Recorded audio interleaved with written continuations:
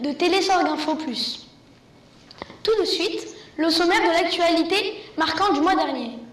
Dans les faits divers, le crash de l'hélicoptère qui a eu lieu le lundi 9 mars.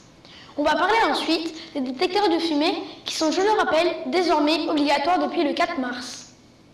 Puis dans la ville de Sept-Lieues, les pompiers ont été formés pour sauver des chiens. En Autriche, on a posé une main de robot sur 3 hommes gravement blessés. En Bolivie, une étrange carapace a été découverte par des paléontologues. Le 23 janvier 2015, 2 petits fennecs sont nés dans un zoo aux États-Unis. Toujours dans les naissances animalières, des petits caméléons sont nés dans le zoo de Sydney. Des léopards de l'amour de plus en plus nombreux, tout comme les pandas géants. Des lions de mer sauvés en Californie. Puis un poulpe qui ressemble fortement à un éléphant. Pour commencer notre édition, nous allons revenir sur l'accident d'hélicoptère du 9 mars avec Clémence. Le lundi 9 mars 2015 a lieu un accident entre 2 hélicoptères en Argentine. Il y a eu 10 morts, dont 3 champions français. La navigatrice Florence Artaud, le boxeur Alexis Vastine et la nageuse Camille Muffat. Ils participaient à un tournage d'un jeu d'aventure pour la télévision. Une enquête est en cours pour rechercher la cause de l'accident. 2 pistes sont envisagées. Une erreur humaine, c'est-à-dire une faute des 2 pilotes, ou bien un problème technique. Nous vous tiendrons au courant de la suite de l'enquête. Merci Clémence. Peux-tu maintenant nous parler des détecteurs de fumée? À partir du dimanche 8 mars 2015, tous les Français devront avoir un détecteur de fumée dans les maisons afin d'éviter les incendies. En effet, plus de 250 000 incendies ont lieu tous les ans en France, soit un incendie toutes les 2 minutes. Les détecteurs doivent être placés en hauteur. Quand il y a de la fumée dans une des pièces, il fait un bruit très fort et il faut donc sortir très vite pour éviter les incendies. Voici quelques conseils. Ne laissez pas le sèche-cheveux branché sur un tissu. Ne laissez pas une bougie au bord d'une fenêtre.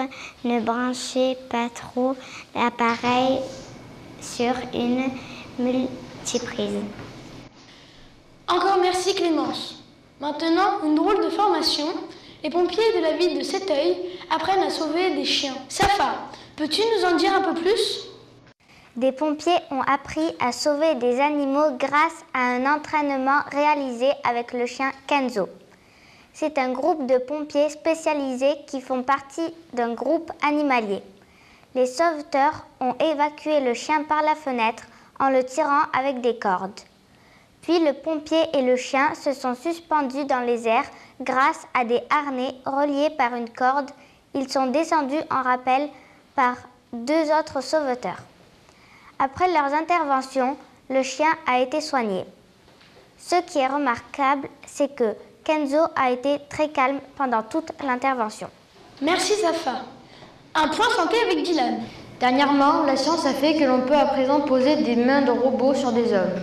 3 hommes d'Autriche gravement blessés ont accepté de se faire amputer la main pour cette main de robot. La science a fait un très grand pas en avant.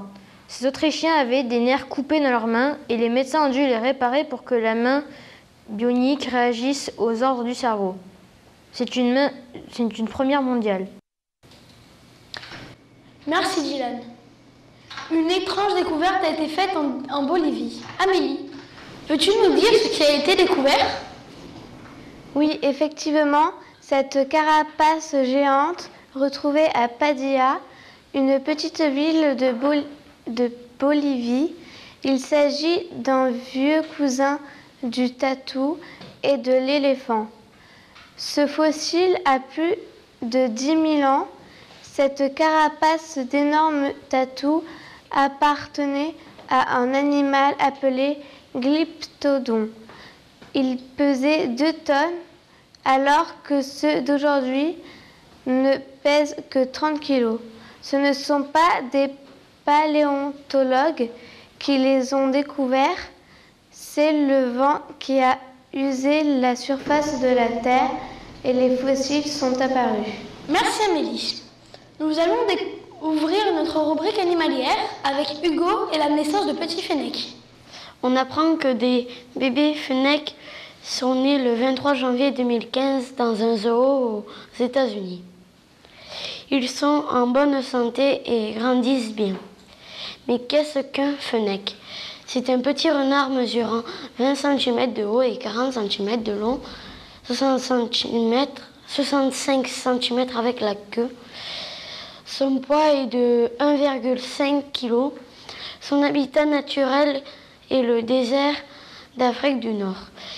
Il vit dans un très grand terrier avec sa famille.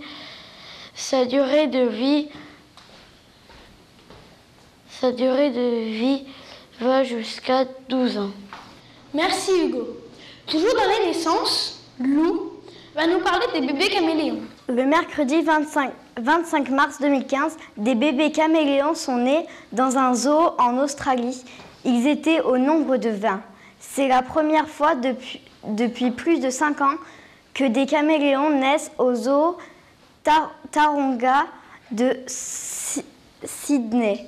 Ces animaux font partie d'une espèce qui vit en liberté en Arabie Saoudite et au Yémen. Depuis qu'ils sont sortis de leur œuf, les bébés sont gardés dans une pièce spéciale où la température ne change pas. Ils mangent déjà des insectes et ils vont bien. Merci Lou. On reste avec les animaux. Zaineb va nous parler des léopards de l'amour, qui sont de plus en plus nombreux. Au moins 65 léopards de l'amour ont été comptés dans le nord de l'Asie. C'est une bonne nouvelle car ils sont de plus en plus nombreux. Mais qu'est-ce que les léopards de l'amour? Son nom vient du fleuve Amour qui sépare la Russie de la Chine. C'est un animal solitaire et nocturne. C'est le léopard le plus rare car son territoire a été réduit à cause d'incendies de forêt parce qu'ils étaient chassés pour faire des médicaments. Aujourd'hui, son territoire est protégé, donc son nombre peut augmenter. Quelle bonne nouvelle, n'est-ce pas? Merci Zaineb. Natacha va nous parler des pandas, qui eux aussi sont de plus en plus nombreux. Les pandas géants aussi sont de plus en plus nombreux. Entre 2003 et 2013, leur nombre a augmenté de 268. Mais qui sont les pandas géants? Ce sont des animaux solitaires sauf à la saison des amours entre la mi-mars et la mi-mai. Le panda mange des feuilles et des pousses de bambou. Ils peuvent mesurer jusqu'à 1,80 m et peser jusqu'à 125 kg. Ils peuvent vivre jusqu'à 15 ans en liberté et 30 ans en cage de zoo. Ils vivent dans les montagnes en Chine ou protégés dans des centres. La Chine fait beaucoup d'efforts pour eux en préservant les forêts où ils vivent. Maintenant, Nathan va nous parler des lions de mer. Début 2015, en Californie, 1800 lions de mer sont échoués sur les plages.